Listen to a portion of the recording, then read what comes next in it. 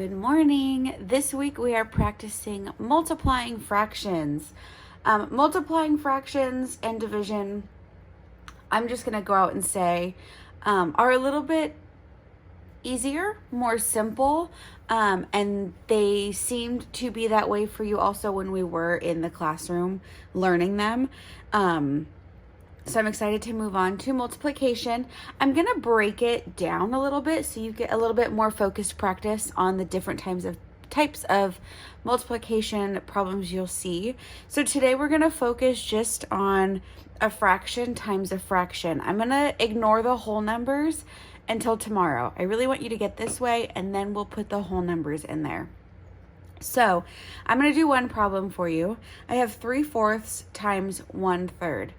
The beautiful thing about multiplying fractions, just regular proper fractions, there's no whole numbers. All we have to do is multiply across. We multiply numerator times numerator, denominator times denominator. So let me do that for you right now. Multiplication, I would say, is the most straightforward type of fraction problem. So we have 3 times 1 is 3. Now you multiply your denominators. 4 times 3 is 12. And we are left with 3/12. Now, by now you should already know what I have to do here. I have to simplify, or at least check and see if I can. So I'm going to look for the factors of 3 and the factors of 12. For 3, I have 1 times 3.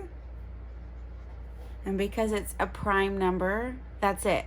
Prime numbers only have 1 and that number as a factor. 12, we have 1 times 12. 2 times 6. And 3 times 4. When I look at what they have in common, okay, they both have 1 and they both have 3. So you know by now we take the bigger circled number, the greatest common factor, which is 3, and we're going to divide the numerator and denominator by 3. 3 divided by 3 is 1. I also know that 1 times 3 is 3. 12 divided by 3 is 4. I also know the inverse or the opposite operation. 4 times 3 is 12. Your answer is 1/4. So again, multiplying regular fractions like this, very straightforward. Multiply your numerators, multiply your denominators. The only types of fractions that have all those other steps are adding and subtracting. Now we're getting into a little bit more clear, simplified work. So numerator times numerator, denominator times denominator, and then check if you can simplify.